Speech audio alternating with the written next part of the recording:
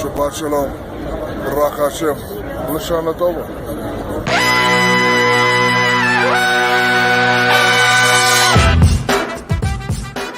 Good morning, sweet world, and welcome to the No Dunks podcast on the Athletic Network. It's Friday, September 18th. I'm J.E. Skeets, and joining us live, as always, Tass Mellis. Shana Tova. What's up, Tass? We got the bearded one, Trey Kirby. Hey-o! Hey-o. The international man of mystery, taking it to the max, Lee Ellis. Friends. And last but not least, making the magic happen, JD. Hello. There he is. Here we are. Thanks for joining us. Shout out to everyone joining us right now live on YouTube. Thank you so much for swinging by, and or all of you listening, watching to the podcast a little bit later in the day. We got love for you as well. Keep your questions and your comments coming for Beach Step and email them in, nodunks@theathletic.com. Tweet them in at NoDunksInc. It is Friday. I know, what does that even mean anymore? But it is Friday, guys. We got a little up-down report on today's podcast, and we got a very fun sort of follow-up tweet of the night, I guess, so to speak, from Trey Kirby. But first, we start with the game. Another great one, but the Miami Heat pulled off another comeback to beat the Celtics. 106-101. They take the 2-0 lead in the Eastern Conference Finals. Tass, it's over. Heat are going to the NBA Finals, man. So it's a wrap, right? I'm not going to say that. I'm absolutely not going to say that. Even though I did pick the Miami Heat, the Celtics are not far off. We had two really, really close games down the wire, and we know that, as it was apparent in this game, the Celtics look like they could blow out the Heat.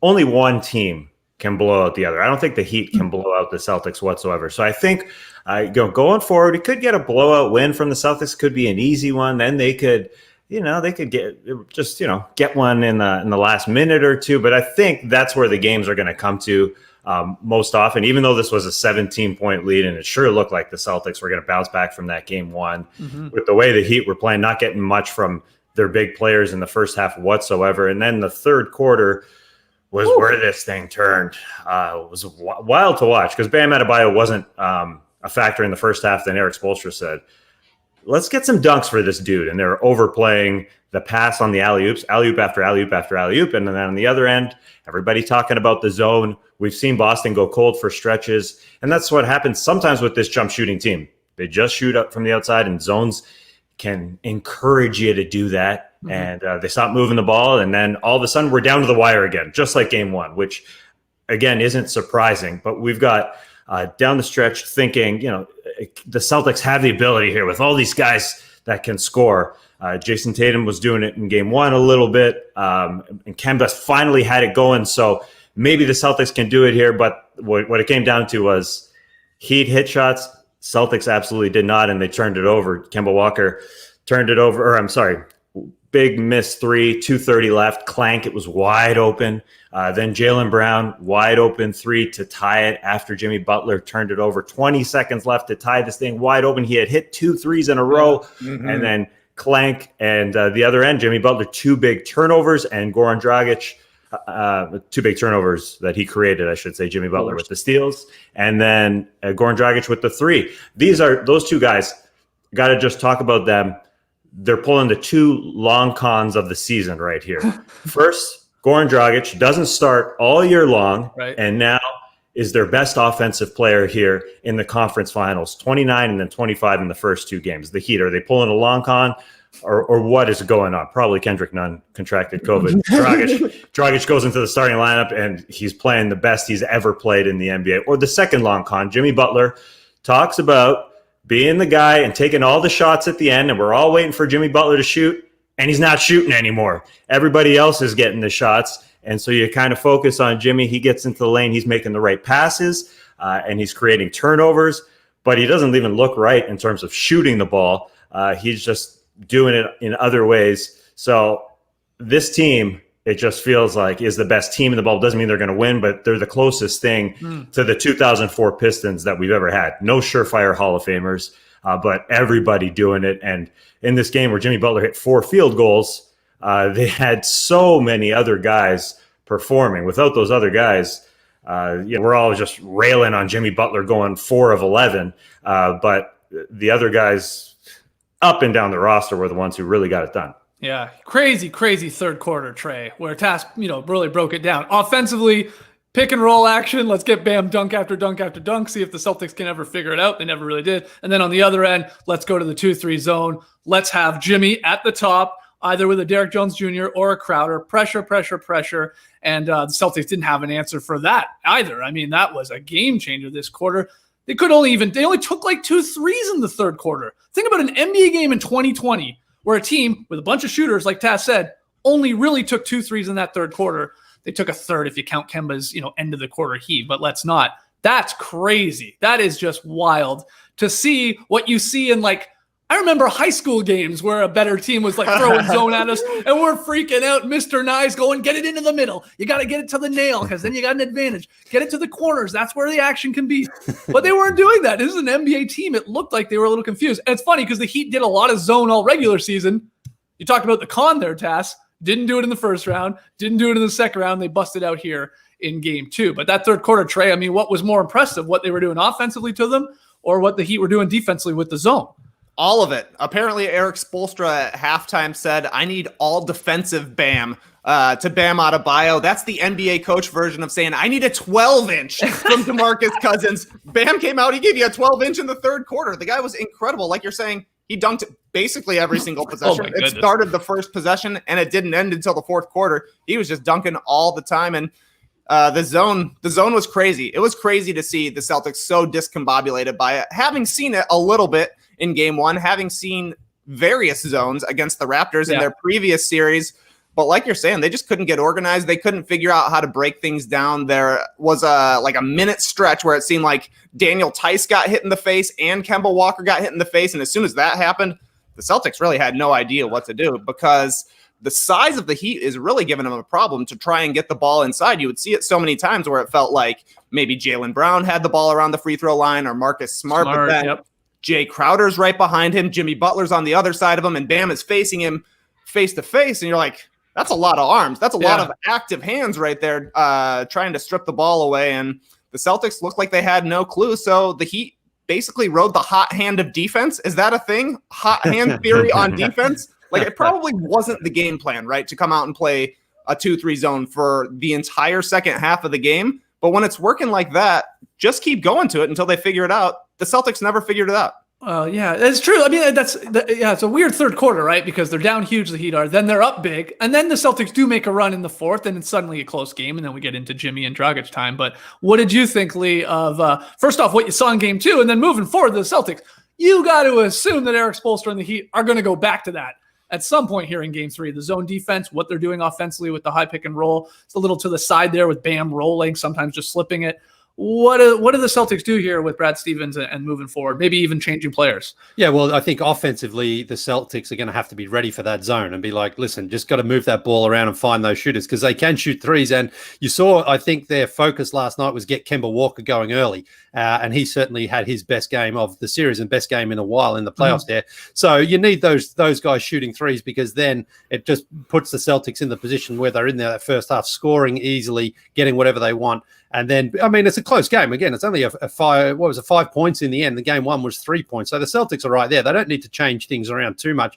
But I think defensively, if I'm the Miami Heat, I just run so much more pick and roll with Bam Adebayo because Tice is not athletic enough. And Enes Kanter is just not good enough out there. Now, Kanter gave them some good offensive minutes last night, but defensively, Bam was like, okay, this is great. He really can't do anything to me out here. And this is great. Yeah, well, I mean, Tice is a guy who works hard and tries his best. And I don't think it's Tice's fault, though. No. They're playing the pick and roll. The help has to come from the guy that's out on. Unfortunately, he's trying to stick to a Duncan Robinson in the corner, another shooter in the corner. Yeah. And you got to help, though. I mean, when Bam just keeps rolling to the rim for alley-oop after alley-oop, you got to leave your guy and come give support.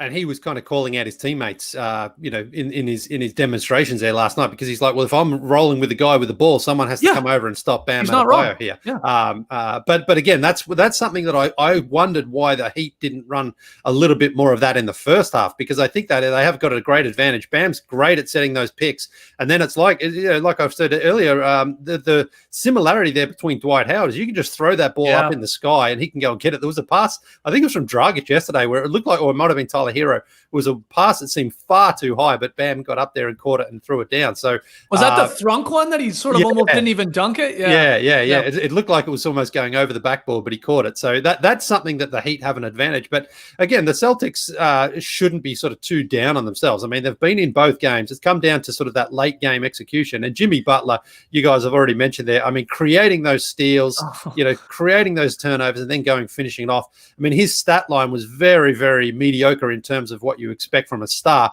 but his actual plays when they counted were huge. And that's what Jimmy Butler's all about. But it is interesting though why he is hesitating to shoot sometimes. That's what I'm not feeling it. He's not feeling it offensively. And in terms of shooting, he's just not feeling it. There's a couple of times where he's sort of dribbling. You're like, okay, there's the shot. And he kind of picks up his dribble. And it's like, that's very unusual for him because it's like, this is the sort of moment where he likes to really put his stamp on the game. Now, it worked. It's fine. It doesn't matter. And he's not a selfish guy in that sense.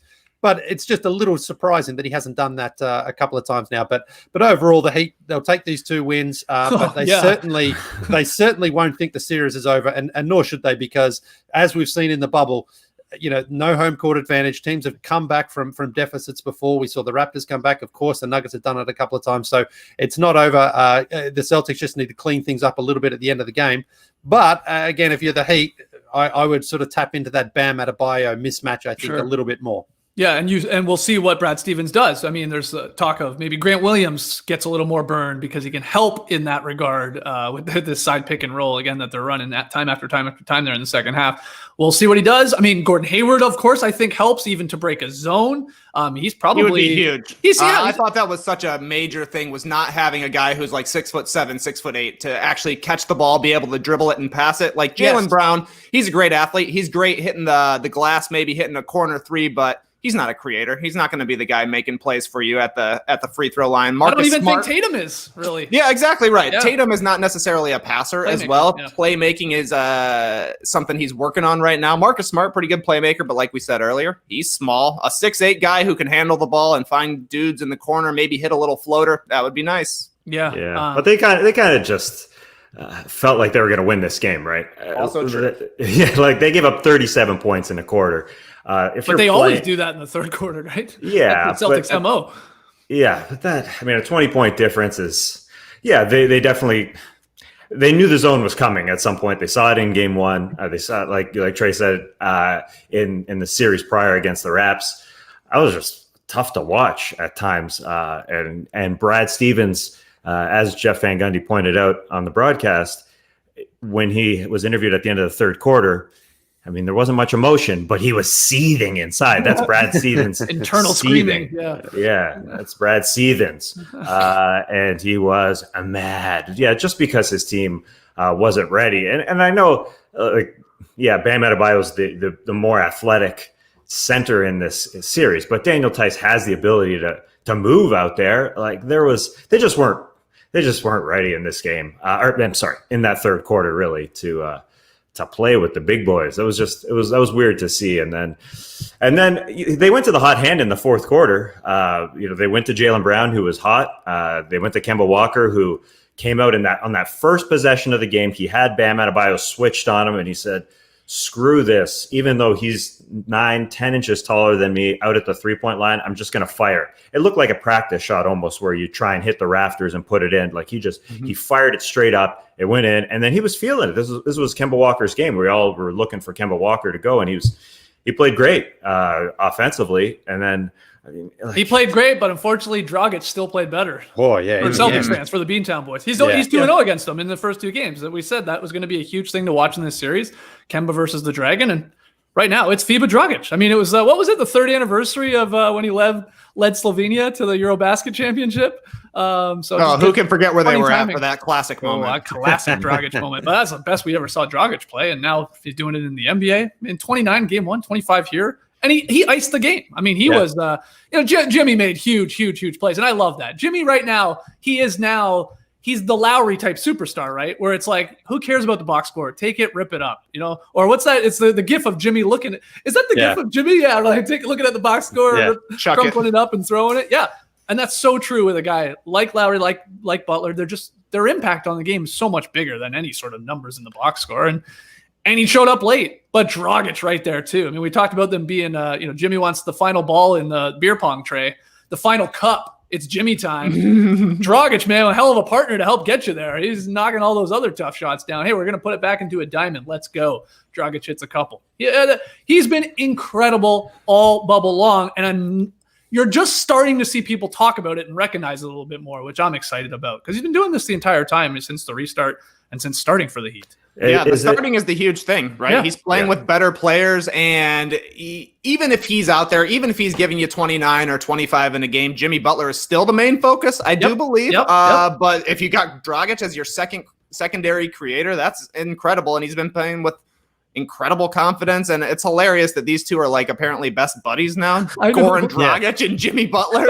Like the guy has beefed with everybody, but now he's like best buds with Goran Dragic because they both, they just want to play hard.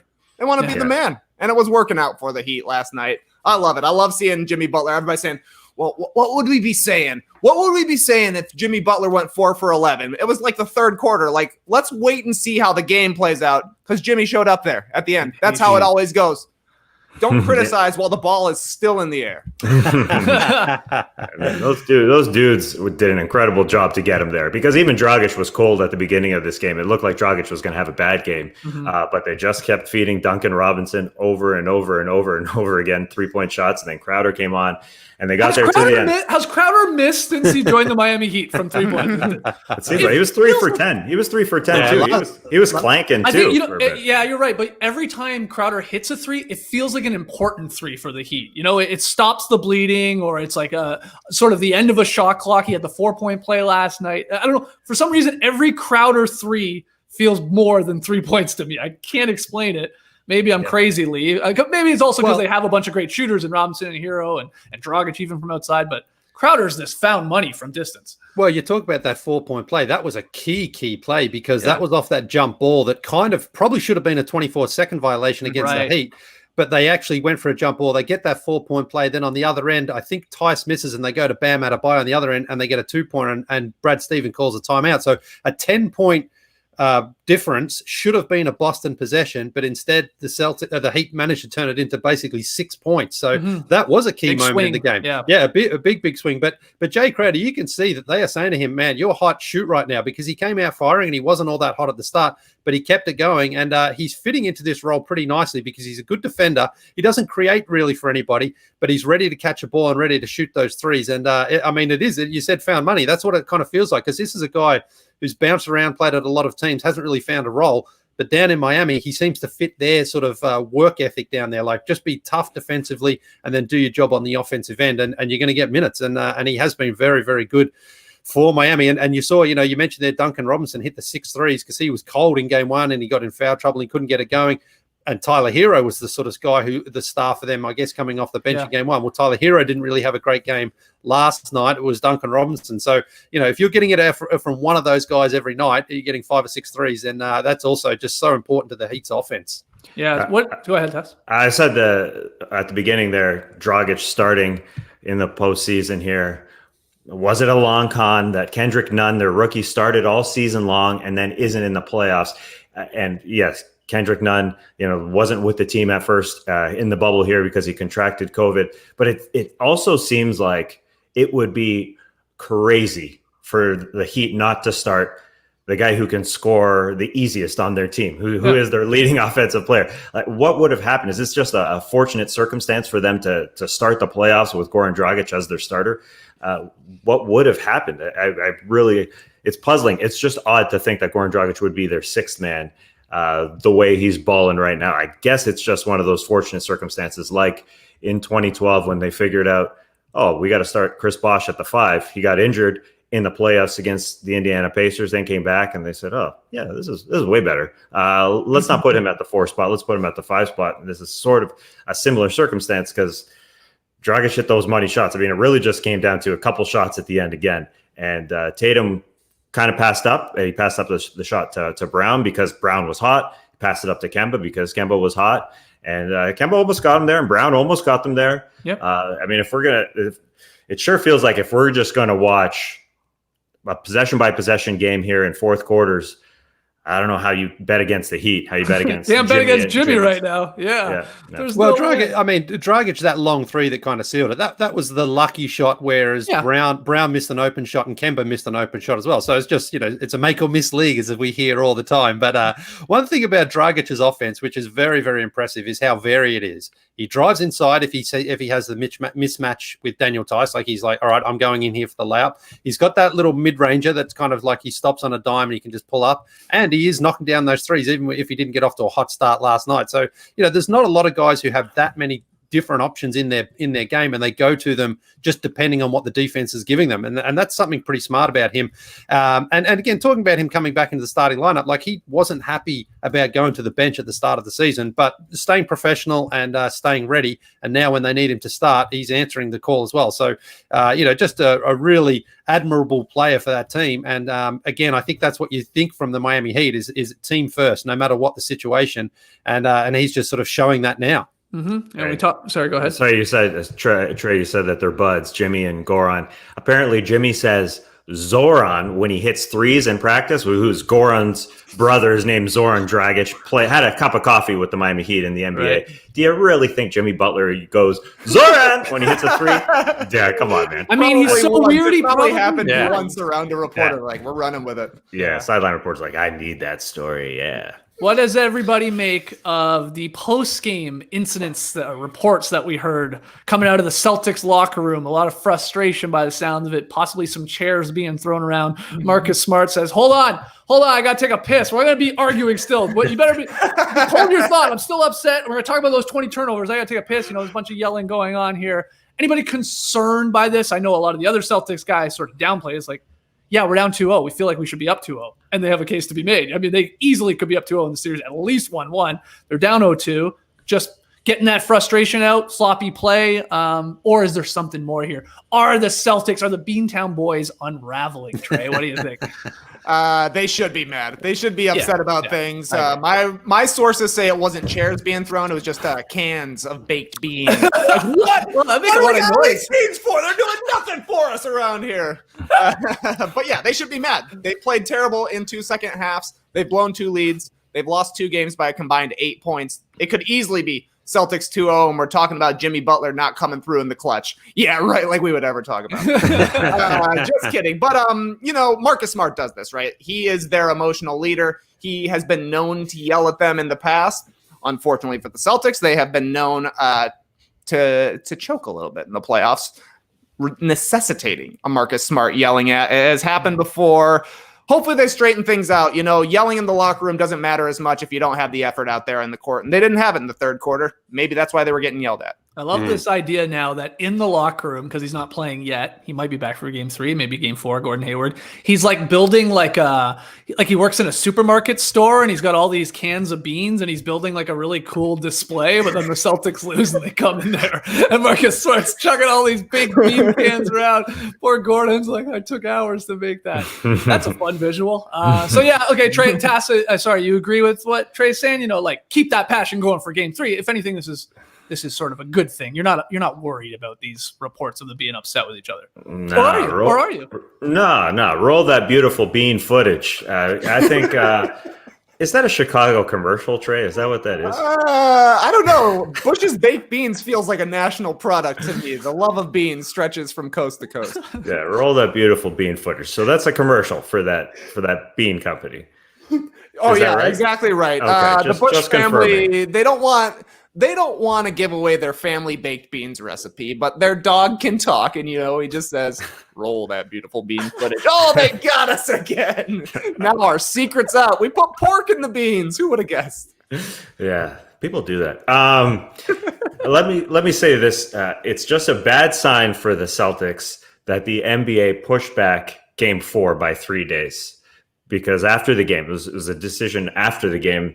They said, all right, Saturday is game 3. Yep. That makes sense every second day. But we're going to push back game 4 till Wednesday. Take 3 days off because if the Lakers series goes short, they want these series to be close. Yeah. Now, I don't think that they would have decided to push back the series if it was 1-1 because the series could have gone just as long. So it's just a bad sign. And I'll also add this because you brought up Gordon Why Hayward. Why do you say that's a bad sign for the Celtics? Just out of curiosity.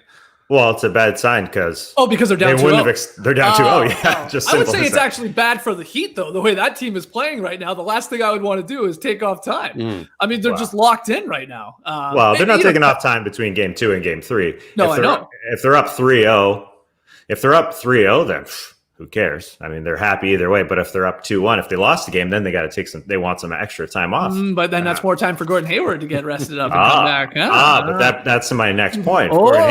Gordon Hayward comes back. Baby is due. His wife is due. Robin's due at the end of this month. You're just pushing it back. You're just bumping up that timeline against the baby popping out. He's going to come back, have a good game 4, game 5. Oh, gotta go. Baby's on the way. That would hurt. That would really hurt. Don't touch my bean display in the locker room, Marcus. I'm taking a picture of my display before I leave. It better be the same when I get back. I saw some people on Twitter pointing out, playing the body doctor, body language doctor, I guess is what I'm trying to say. Body doctor. That's Lee's forte when he's talking about shoulders and arms. Somebody tweeted. Aunt Bab's beautiful too. Oh, okay. Somebody wanted you to comment on Dragic's beautiful shoulders and arms. Someone tweeted at me about that. Can you ask Lee about? We're not. Anyway, that there was some Celtics pointing, some Celtics. What's going on? Some Celtics.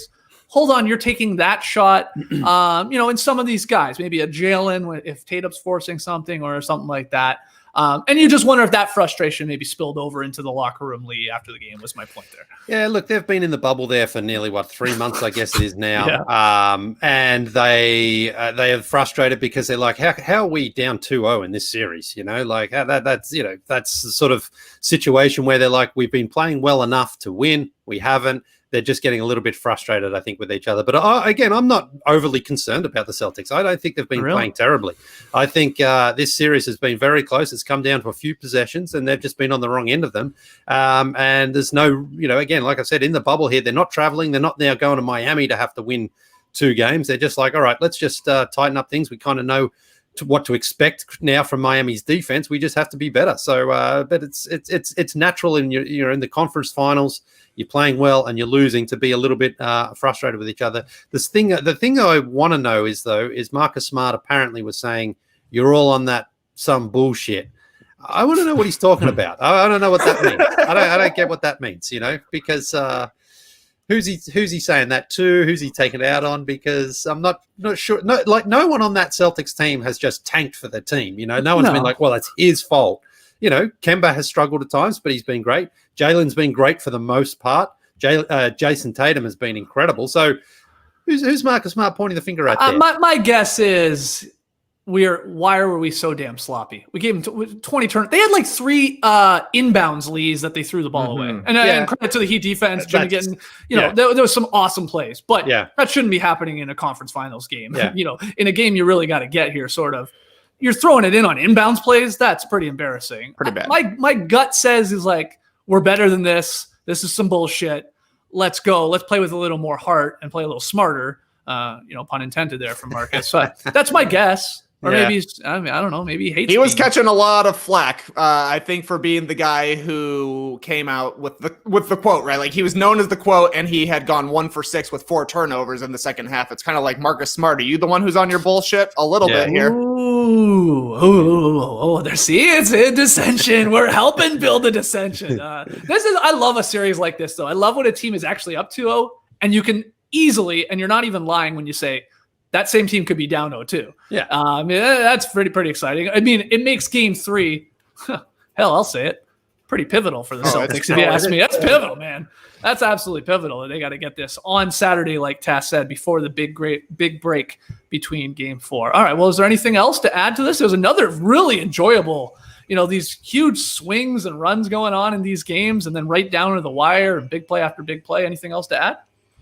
The Heat are awesome right now. They're 10-1 so far, and their one loss is in an overtime game. Yeah. They lost by 3, and Jimmy Butler says, we haven't played a full 48 minutes yet, and I kind of think he's right. The Heat can get better too, and that's I would say that's something a little nerve-wracking for Boston.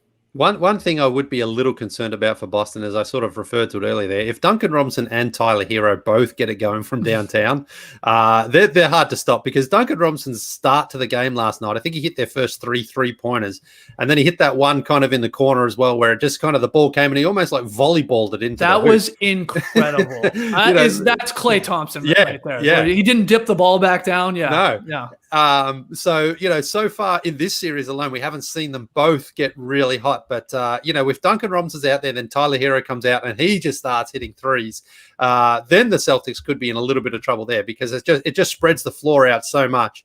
And then you've got Bam inside and you've got Jimmy or whoever, Dragic can go and drive. So that's one thing I think that the Celtics have perhaps just been a little bit lucky with so far. But Tyler Herro, again, didn't have a great game last night, but I'm going to talk about his poise. He's so poised out there. For a 20-year-old kid, honestly, like he grabs rebounds, he goes in there and really can get those rebounds. You can see he's a tiny little guy, but he goes in there, gets those rebounds, and then when he has the ball, very rarely, apart from that one time where Jimmy Butler kind of fumbled it and lost it out of bounds, so it was kind of on Jimmy anyway there, he very rarely makes a bad decision with the ball, which is incredible for a 20-year-old to have that poise on the court. The poise. He dropped the Chris Paul yo-yo dribble. Oh, that's right. Game 2 of the Eastern Conference Finals as a 20-year-old, and then threw a beautiful pass to Bam, right? Yeah. I'm so jealous of that 20-year-old kid out there doing that on the big stage. I mean, just because he's 20 years old, you'd give anything. No, because like when I was 20, I was playing in men's league, but I was like, I'm not, I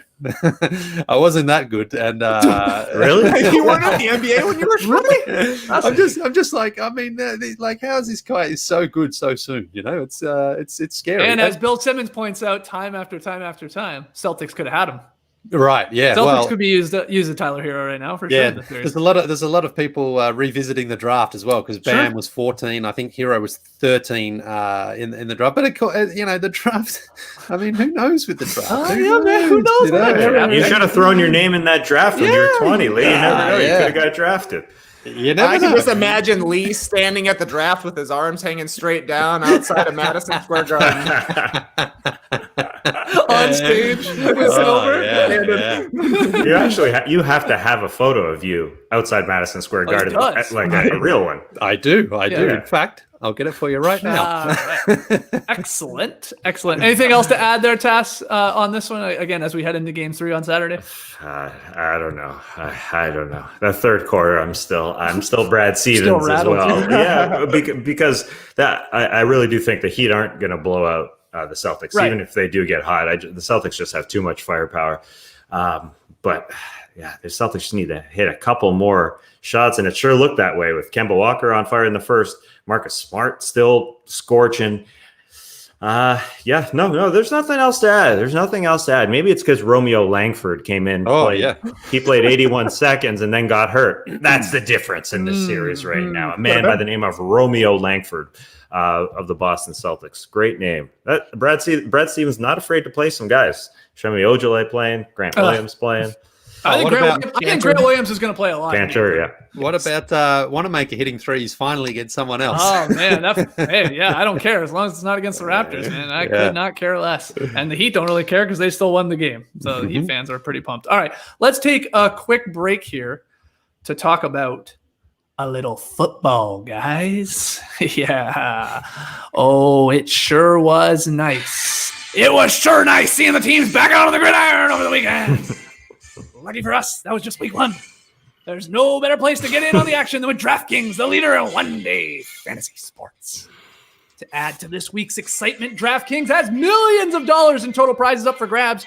If you haven't tried DraftKings yet, head to the App Store now because you don't want to miss this. Draft your lineup now and feel a sweat like never before. Every run, pass, and fumbling, rumbling, tumbling means more with DraftKings. It's simple. Just pick your lineup, stay under the salary cap, and see your team could go all the way against the competition. Nothing adds to the excitement of watching the game quite like having a shot at millions of dollars in prizes. In fact, DraftKings has paid out billions of dollars to winners since 2012. So they know a thing or two about cold, hard cash, like the cold tundra of Green Bay Field. Download the DraftKings app now and use the code RUN. For a limited time, new users can get a free shot at millions of dollars in prizes this week. So don't miss out on week 2 action. Enter code RUN to get a free shot at millions of dollars in prizes with your first deposit. That's code RUN only at DraftKings. Make it rain. Minimum $5 deposit required. Eligibility restrictions apply. See DraftKings.com for details. Over to you, Boomer. I used to love this song when I was a kid. I used to when you're watching the highlights, the NFL highlights, I would throw around a football in the living room to myself to this song. Okay, that's perfect. Awesome. I probably gonna get sued for playing that, but we got to post that ad tomorrow. Yeah.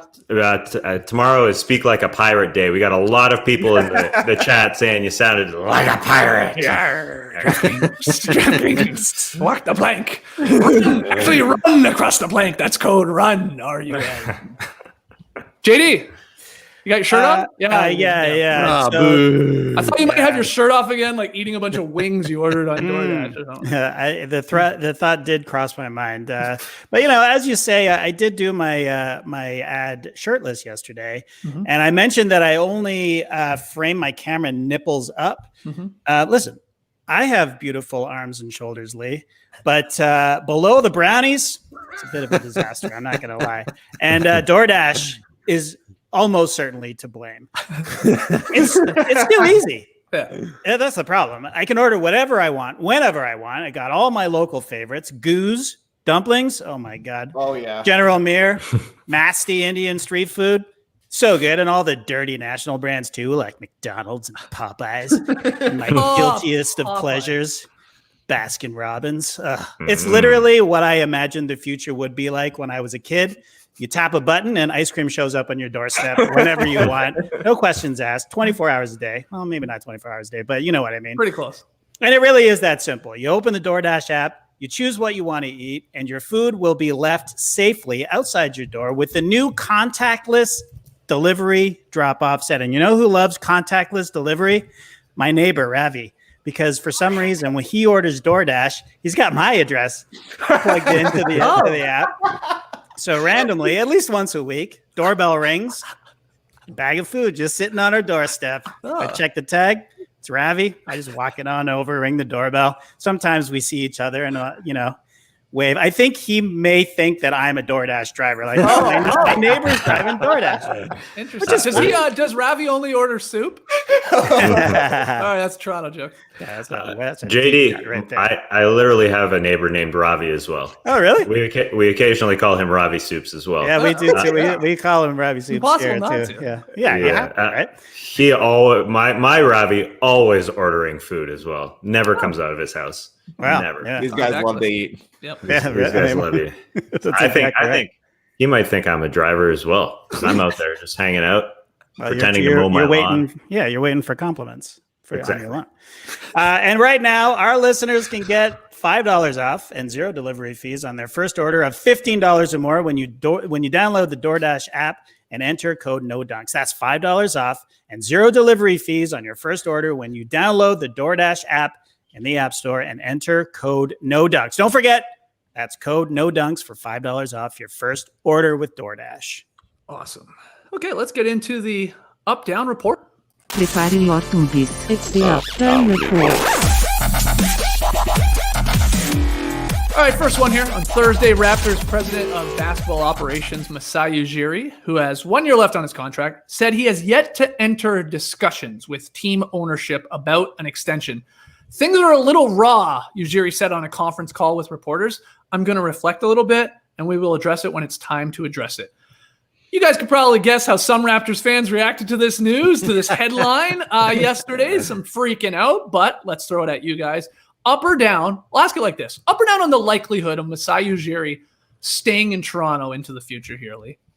I think it's I can't possibly see the Raptors somehow letting him go, even if Masai Ujiri perhaps even uses that a little bit of leverage to say, listen, I'm in demand. That's just going to drive up his price. And I think the Raptors would be crazy to not pay him whatever he wants, really. He's done an incredible job with that franchise. And he look, in any job, a little bit of luck goes your way, or you need a little bit of luck to go your way, and it did when he basically traded Kyle Lowry to the Knicks, and then the Knicks pulled out of that deal, and it turned around. Kyle Lowry's become now potentially a Hall of Fame player, and so that's almost like the sort of turning point for the Raptors, which just happened under Masai Ujiri's watch. He was apparently in the process of trying to blow the team up, but instead they got Kyle Lowry to stay, and then things just turned around there. Now, you look at things like the Kawhi Leonard trade when they traded DeMar DeRozan, one of the most popular players in franchise history, but obviously that worked out for the Raptors. And you just look at some of the other things that he's done as far as the development of players like Fred and Pascal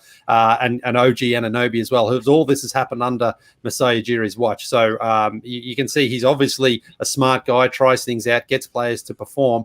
And if the Raptors decide, hey, we don't want Masai Ujiri, he's too expensive, then he can basically walk into so many other organizations. And I think the Raptors would be silly to let that happen. I don't think they will let that happen. I think they'll pay him basically whatever he wants. And it's just a matter of coming to terms on a deal. What do you think, Tass? I have no idea what Masai Ujiri wants, but obviously the Raptors will pay anything. I think they would pay absolutely anything. What's the highest number you can think of? I'm not good with numbers, but a really high one. They would pay that to him. It's about Masai Ujiri. I'm not going to try and speculate what Masai Ujiri wants. I really don't think that. I personally, as from outside looking in, am I the body doctor? Am I the brain doctor? But I don't know what Masai Ujiri wants. If he wants to leave, he wants to do something in the U.S. of A., and he's going to leave. But he's got a great situation there, and I don't think it would be on the Raptors. Anything that they wouldn't do or anything that they wouldn't pay him would be the reason that he would leave. Right. So the question is then why yesterday is he saying haven't talked to ownership yet about an extension? And, what's the reason for that? Is that just because it's a leverage play? Like Lee said, I think there's, to some extent, you'd be silly not to. Wait till your deal's done. You're going to be in high demand, and that might just drive up what you're even going to get paid. I think the other part, too, is the guy's a classy-ass dude. We've had a chance to be around. They don't make him like Masai Ujiri. And I think a part of him is like, we just lost. Now I'm doing this. I do this at the end of every season where I talk to the reporters. Obviously, this one's a little different on Zoom, but I'm not ready to get into that. I'm trying to get my other guys, paid and situated because we're all on sort of the same contract deal. I'm talking about GM Bobby Webster and Coach Nick Nurse and stuff like that. So I think a little bit of that as well. He's like, don't worry about me. I'm fine. We'll get to that. But Trey, do Raptors fans, some of them, have a right to be concerned at all that maybe Masai, in not talking ownership already on a contract extension, means he's sort of seeing the next step in his career and leaving? Forget about it.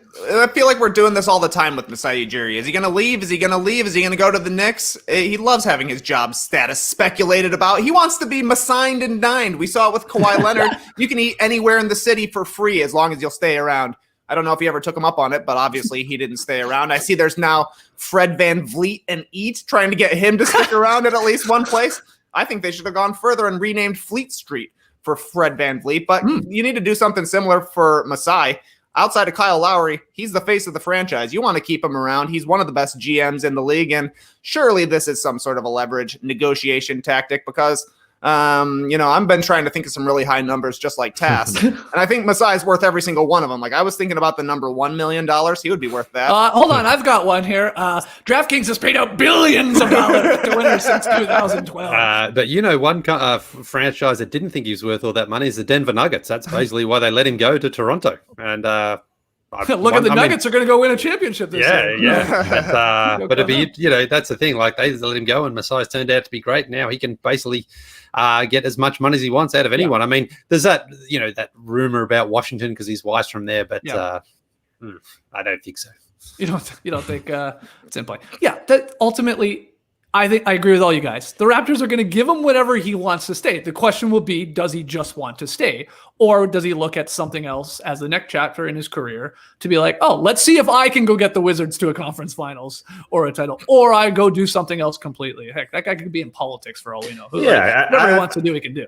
Exactly. I think if there's something in Washington or New York, it's probably something off the court that he's interested in. He has part of his agreement with the Toronto Raptors that they contribute to the Giants of Africa Fund to off-court things that he is passionate about. Right. And so if it's in a large city like Washington, D.C., where Obviously, politics are being run in the U.S. or New York City. Maybe there's something there for something sort of off the floor, but the Raps have given it all to him, and he's given it all back. And yeah, it has nothing to do with the Raptors. I don't think it's something besides basketball, I think. Oh, we got some breaking news here. Woj, says Giannis, it's official, has won his second consecutive MVP. So there he goes. It is now official. This is no surprise by any means. The only surprise is that he's not still playing here. We thought that might happen, might be given the award, of course, during an off day between games of, let's say, last round or even in the conference finals, or heck, maybe even to the finals, because everybody had the Bucks going so far. But congratulations to him. That's pretty impressive. Not a lot of back-to-back winners in NBA history. I don't know how many off the top of my head. What would it be? LeBron's probably the last one. Oh no, Steph Curry. Steph Curry did it. Absolutely. We have had Nash do it. We've had LeBron do it, like you said. Larry Bird, of course. I guess there's Michael Jordan. 6 or 7, maybe. Yeah, something like Tim that. Duncan. Did Tim Duncan do it back to back? Yep. MVP. Yeah. Yeah. There you go. Congrats to Giannis. Slip that into the show. All right, next one here in the up-down report, though. Trademark attorney Josh Gerben revealed on Thursday that Jimmy Butler had filed 3 trademarks for the Big Face coffee business that has made headlines in the bubble. We've talked a little bit about it. He's charging $20 a cup, and he's making some money there. The filings all were made about 2 weeks ago. They cost Jimmy Buckets $4,000 in fees, $4,000 plus. This stuff's not cheap, but let's ask you, Trey, up or down on Jimmy Butler's coffee hustle here? It's a little business. I am so up. Right. Big Face Coffee is for closers. I want a mug immediately. I don't care how much it costs me. Apparently, it's $20 for any size coffee you want from Jimmy Butler's Big Face Coffee. I don't know if they're going to keep that pricing structure the same when they actually open some brick and mortar stores, but I would be there on opening day. It's just hilarious that this started as a joke, right? Started as a joke. Come get your coffee from me. I like to make coffee. And now he's, investing some money to at least be the guy who owns the trademark for literally anything. General housewares, including mugs and cups. General apparel. Apparently, he's working with Lululemon on some shirts that say like Big Face Coffee. Yeah. Not a lot of design to it, but I would wear it. But he's also going to be coming out with coffee beans, coffee grounds, candy bars, nuts, tea bags, loose leaf tea, sandwiches, baked goods, including scones, muffins, cupcakes, bagels, cakes, cookies, bread, scones, cinnamon rolls, muffins, marshmallow, rice treats. The guy's going to be awake 24 hours a day, which is good since he's a coffee shop owner. We know he likes working hard. We know he likes to be the man. Now he's got 2 full-time jobs. This is impressive. Yeah, I would let's set the over-under for when we see here on a YouTube show Trey Kirby wearing a Big Face Coffee t-shirt. As soon as those things are available, I'll set it at 3 days. I don't know. You'll have express. How long shipping does it for take sure. to ship? Yeah, that's the only question. I can't wait to see you in a Big Face Coffee shirt. Yeah, you're right. It is a simple design, but that's in right now. Speaking of simple designs, they're for everybody joining us live on YouTube. We'll get this up very, very shortly. But what do you think, Tass? You're a coffee guy. Are you all in on Jimmy's side hustle? For sure. And the simple design, I think, is, it's in with the coffee world. I think he's going to go with the stamp look for all of his coffee cups and T-shirts, just a quick bang, Big Face stamp. So that's hot. That's hot right now. I know Jimmy has the temperature of what's going on, the trends in the fashion world. So, he knows. I mean, he came into the Starters studio with a T-shirt showing off his guns. That was, barely a T, very, very short top of the T, because he was showing those the biceps. He knows fashion. He knows it. He's how many products did you say there, Trey? Like 5 billion? He said scones twice. I did say scones twice. Hey, it's in the list, and scones were a major plot point in the most recent season of Curb Your Enthusiasm. A divisive baked good, if you ask me. Up or down on scones. I'm going sideways because they're 50-50 good, 50-50 horrible. Yeah. A bad scone is the worst thing you can get at a I coffee shop. agree with that. It's too dry and too salty for sure. But if you go for the traditional British scones with jam and cream, I mean, they're unbeatable. They're just unbeatable. I've cooked a few of those at home myself, and Not bad, not bad. If you get that whipped cream, it's all fresh. Thing is, you got to eat them as soon as they come out of the oven, though. Yeah. You just can't really wait till the later in the day when they cool down, or even the next day. You just got to eat them straight away, so they're fine. But what about at 2:30? If Jimmy bakes them at 2:30, can you eat them in the morning? I think that's okay. At 7 a.m. If he makes them at 2:30 in the morning, can Lee have it at 8? That's the question. With hummus, you dip it in your hummus at 8. No, not with hummus. Scone and hummus. But no raisins. Let's ban raisins from scones. Sure. Oh my god. And raisins entirely. Yeah, get them out of here. Get them out of my trail mix. Get them out of my cereal. Get them out of my scones. Do you think Jimmy's been pretty ruthless too about his pricing, that no one gets a discount? No one gets. I love it.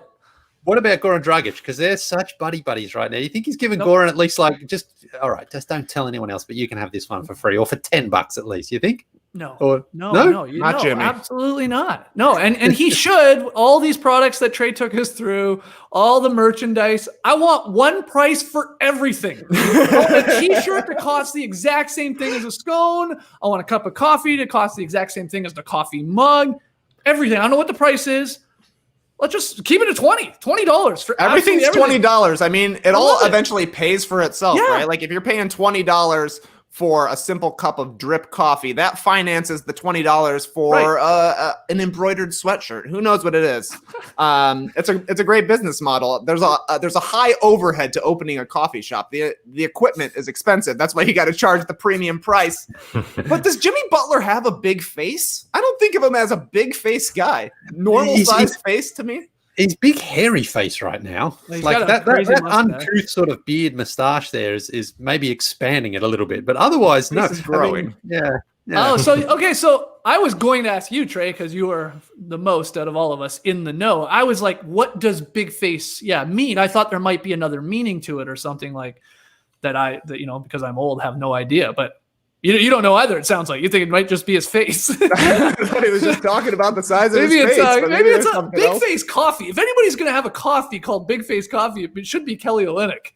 Because that guy's got a gigantic face. Big chin coffee, maybe. Yeah, big chin, big anything. All right, next one, final one, I should say. During last night, Rude Dog just chimed in and said, "Big face means cash money." Oh, okay. So there you go. Perfect. I figured it meant something. It doesn't mean Kelly Olynyk's face. Are we sure? Does it mean cash money? We don't know. We're taking Rude Dog's word for it, but we'll take it. Come here, Rude Dog. Final one. During last night's game 2, it took all of about 90 seconds for the broadcast to start talking about Chris Dudley. Yes, that Chris Dudley. They're talking about during game 2 of the Eastern Conference Finals, Celtics Heat. The old Knicks center, Chris Dudley, who is definitely best known for getting dunked on by Shaquille O'Neal and just absolutely embarrassed. Jeff Van Gundy called Dudley, quote, a very good center. And there was some blowback from Mark Jackson. Really? Very good center. Okay, you guys saw Chris Dudley play, Dr. Crash, as they call him on Basketball Reference. What? Yeah, I know. What? I know. So let's start with you, Tass. Are you up or down on Chris Dudley, former Knicks center, being considered a very good center? That quote from JVG. What do you think? Yes, I'm thumbs up on that. Okay, we why? just talked about the 1990s. What is a good center in the 1990s? A big guy who can take up space and who can guard the other team's post player. That makes him very good. It doesn't matter what he does at the other end. That's what very good was defined as for a center. And I believe Kristen Guilford Dudley. Oh, Kristen Guilford Dudley. What a name. I think that's the definition of him. Big body. Yeah, he's got to get dunked on. You know why? Because he plays good positional defense. And that's why he stayed in the league for 16 years. That's a heck of a career for Dudley. I do wonder, he spent 3 years in New York with the Knicks. Did he play with Mark Jackson? Because that's cold for Mark Jackson to just say he's not a good center, even though he played with the dude. I can check right now. I don't know if he played with him. Think It was late 90s when he was there. I don't know. I don't think 90 Mark was still there. Oh, okay. Dudley was 97 to 2000. So maybe Mark was on the Pacers by that point. Yeah, it looks like he was. All All right. Well, Kristen Guilford Dudley. According to Liz Burns, Guilford is his mother's maiden name. Okay, so that's his middle name. That's cool. That's cool. I thought he was fine. All right. Well, see, no one will ever call him good now. But back then, very good at that. I mean, are you a Greg Ostertag type of guy? You know. Well, that's the thing. Chris Dudley was the joke center of the NBA until Greg Ostertag showed up. Chris Dudley sucks, man. This guy's terrible. Throw Chris Dudley in a YouTube search, and it takes 15 highlights before you get to a Chris Dudley actual highlight. Everything else is him bricking free throws or getting dunked on by Shaq. It is fun, though, to watch him try and shoot free throws because it's almost a guaranteed lane violation. He holds the NBA record. He missed 5 free throws in a single trip to the line because people kept jumping over the line. And then he just kept missing. He just kept missing every single time. Chris Dudley, even Mark Jackson was like, excuse me? Yeah. An NBA player dissing another NBA player. You never see that unless it's Chris Dudley. Yeah, Jeff Van Gundy was trying to do a bit of backpedaling there, like to not say like, he was a dud. He was trying to build him up a little bit there. I mean, look, Dudley, he hung around in the league. I'll say that. He averaged nearly 10 rebounds a game for quite a few seasons there. And he averaged over 2 blocks as well a couple of seasons there. So he contributed. Yeah, that's what Tass was saying. He played the role of a 90s center. I guess. 16 years. Crazy. Yeah, by the way, okay, he didn't really play 16 years. I know that's what it officially says. He had like 3 seasons where he barely played. Like he played like 3 games. Do we count those? Well, I guess he was on a roster. He played 886 games. I know. If you can hang around for nearly 1,000 games in the NBA, you're at least fulfilling a role out there. Yes. I won't argue. Respect to Chris Dudley for being able to just survive. Respect. 38 million smacks is what he made throughout his career. Wow, That's pretty good for a 90s man. But of course, you do remember him for more just those like the Shaq dunk and the missed free throws. It's like how did this guy not get better at shooting free throws? One getting dunked on by Shaq. I mean, there's a million guys who got dunked on by Shaq, but because he throws the ball at him afterwards, he humiliated him. Yeah. But, what do you think the most points per game Dudley had in one season? During his career, if you just had to guess, Lee, you said he's a great rebounder. 5.5, probably. Actually averaged in 61 games. That's enough in the 90-91 season for the New Jersey Nets. He averaged 7.1 points per game and 8.4 rebounds per game with 2.5 blocks. Yeah, that's good. I'm not sure that's very good, but it's decent. Hey, if you were playing fantasy basketball back there, you're getting in for those blocks. You're you sure are. He's going to kill your free throws. You're feeling the sweat and drafting Chris Dudley. No. He's like, grab him off the waiver wire. Okay. But let me just, I don't know if you've got it there. What was his field goal percentage as well there? In that season? Yeah, I imagine it was. Oh, not good. Oh, no. You thought he was a good shooter? Yeah, no. So being 6'11", he shot 40.8% that year. No, I didn't think he was a good shooter, but I thought just because he's on the floor, maybe, he's getting dunks and things like that. It's actually astonishing how bad a shooter he was for being just a giant dude, 6'11". He shot 41% in his 16-year career from the floor, and not much better at the free throw line, obviously, 45. Rare guy that went to Yale and played. Yeah. Smart guy. Basketball. Smarter than all of us. No doubt. All right. Did you think we were going to get that much Chris Dudley talk on today's podcast? I bet you didn't. Okay, let's take we got tweet of the night still. We'll set up tonight's game 1 of the Western Conference Finals, but first, our final quick break. Okay, time for tweet of the night. Tweet of the night. Wow. Twitter.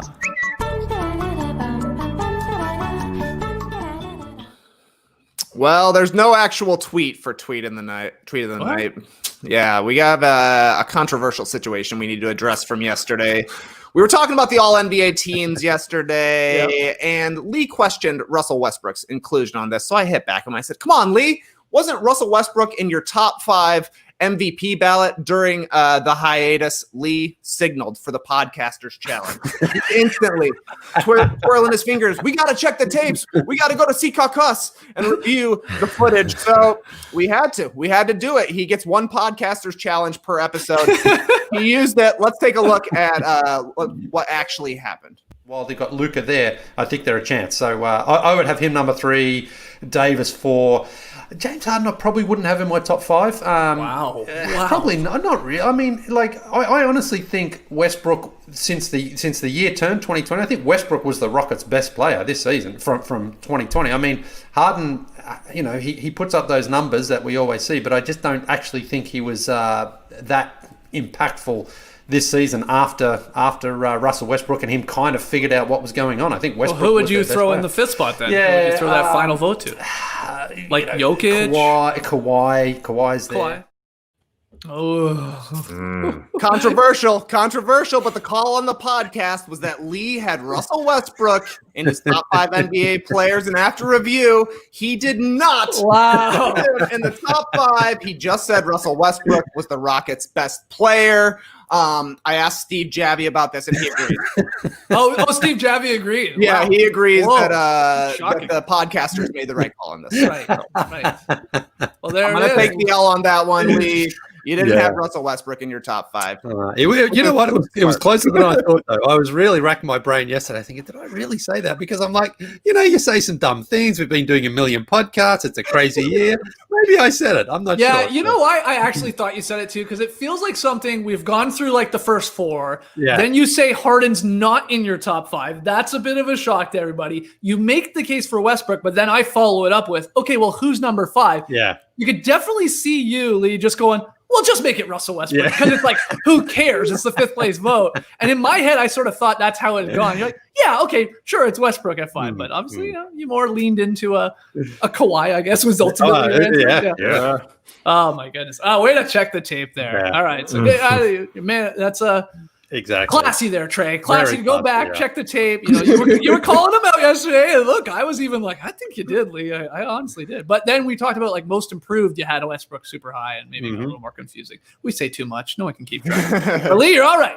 Way to use that challenge, man. Did you use the challenge? No, actually, you used it perfectly late in the podcast here. Yeah, you didn't use it too early. So You good get stuff. possession of the mic, and you get one free take right here. This is exciting. Oh, yeah. Okay, get a free take. Here you go. Free take. What do you want? What do I want? Russell Westbrook in the top 5. Giannis Antetokounmpo won't win 3 MVPs in a row. Okay, that's mild take, but I like the take nonetheless. All right, we're almost done here. We got a game. On tonight. Finally starting up the Western Conference Finals. 9 p.m. Eastern on TNT here on a Friday night. By the way, we will be back on Saturday morning at 10 a.m. Eastern live on YouTube to discuss the game and any other news. But Tass, what's one thing you're watching for in Game 1 here tonight between the Nuggets and the Lakers? Well, I'm going to be watching the Joker and what he does against the Lakers' big front line. This is going to be a tough series, I think, for the Joker. But what will be easy for him is if he wants to take 3 after 3 after 3 after 3. Because I think at the beginning of the games when JaVale McGee and Dwight Howard play a lot of minutes at the 5, they're not going to want to guard a 3-point shooter. It's just not in their blood. I do think JaVale and Dwight and Anthony Davis are going to do a good job on Jokic overall. They are going to feel like this is their series to go out and be big men. And Anthony Davis is going to go at Joker as a couple of the top bigs in the game. But Joker could let it fly. And I do think because of the star power on the Lakers, with LeBron being 1A, whatever you want to call him, I think Joker kind of has to outplay AD. And if he's going to do that, he's got to let him fly. He's just got to let those 3-pointers fly. He has been more apt to do that in the bubble than he was in the regular season. So maybe he does that. I'm just going to be watching that because I think that's just going to unlock the offense if he's letting them go. Jokic over underline for points in Game 1 tonight. It's only 22.5. It's not that high actually. Like Tass is saying for the Nuggets, chances moving forward could be difficult though. Like Tass said too, there's a lot of bigs they can throw on them. Maybe it'll just come down to whether that 3 ball is falling again. And it has been throughout the playoffs, 44% from distance. But I think I would take the over. 23 points. I don't think he could fall into that. Wait, he's been playing right now? But okay. He only averaged 18.5 against them in the 4 games of the regular season. But, different times. Different times. Yeah, All right. I'm with Pass. It's got to be a huge game from Jokic because you imagine the Lakers are going to come out in their standard alignments. And eventually they're going to go to Anthony Davis playing the 5, and that's going to be tough for Jokic to make plays from the perimeter. He'll be able to do it against the McGees and the Dwights on the Lakers, but game 1 is a game, no doubt, that Denver can steal. They are in a little bit more of a rhythm. It's been a while since LA has played. We know that LeBron has now taught Anthony Davis that you maybe need to chill a little bit in the first game. So we need to see a full effort from Denver. We need to see them go out and really take this game by the horns and try and get a lead in this series. That'd be almost unprecedented for the Denver Nuggets to be in control of things. And I think they can do it by just keeping the rhythm they had and keeping the extra effort that they showed against the Clippers. I think that was the main key was, they made adjustments defensively. They figured things out offensively, but they were really playing playoff intensity basketball for the entirety of those last 3 games against the other LA team. Yes, absolutely. So, Lee, what do you think? Does Paul Millsap pick up his first career playoff win against the LeBron James team tonight?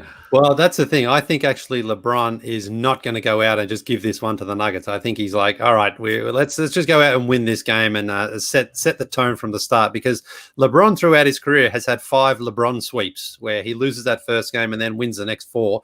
2 in this series alone, of course. You go back to the finals against the Thunder, he did it. Against the Bulls, he did it. And there was another one. I saw it the other day anyway, whatever it is. So I think he just knows it's like, let's not give Denver any hope in this series. Let's try to kill them from the start and get to the finals as fresh as possible. So I'm expecting the Lakers and LeBron to just come out tonight and just be like, let's get this one, guys. Let's win and start this series off on the right foot so we don't have to come from behind. Right. Everything coming out of LeBron's mouth or Lakers camp is definitely showing a lot of respect to the Nuggets. They keep talking about how they can't take them lightly. They're the real deal. They obviously has so much fight in them coming back from 3-1 both times and within games. Yeah, he's saying all the right things, but we've seen LeBron chill in game 1s before. So we'll find out tonight, 9 p.m. Eastern on TNT. Can't wait. Hopefully it's another great game and they just continue throughout the entire conference finals and then into the finals. A lot of fun breaking down these close ones. Guys, we'll call it there. Email us your questions and comments for the next Beach Steppin' podcast. NoDunks@theathletic.com or tweet them in at NoDunksInc. And if you haven't already, subscribe to The Athletic. Guys, tell them that the No Dunks boys sent you. Go to theathletic.com/NoDunks. Just hit that link and you can sign up for $1 a month for the best sports writing in the world, best podcast in the world, best damn everything. They've added all these elements to the app, the Athletic app now, like real-time sort of reactions from like Hall of Fame writers like David Aldrin and stuff like that. That's really, really cool. So highly recommend if you haven't done already, go sign up right now and take advantage of that great deal. Clipper Bros. Hey, You heard it here first. Have a great time. Turn up. Love you guys. Awesome. Lee, I think you wanted to say something there. Well, I've just got the photo of me outside the draft here. There it is there. We've seen this one before. Yeah. That's your seating consultant. Yeah. The seating consultant. That's right. Yeah. And I've got my Macy's medium brown bag there as well. You're wearing some Morels there. Those big some hiking boots. Yeah, that's it. I'd been on a trip to South America, I think, and I'd come back from that. Stopped on New York on the way home. There you go. Where Nice. in the world is Lee Ellis? All right, let's call it there. Tass, you got a quote for us? Oh, yeah, why not? Thanks very much for joining us. And remember, congrats to Giannis Antetokounmpo, 2-time MVP, a very deserving MVP. It doesn't matter what happened in the playoffs, folks. Embrace the day, people.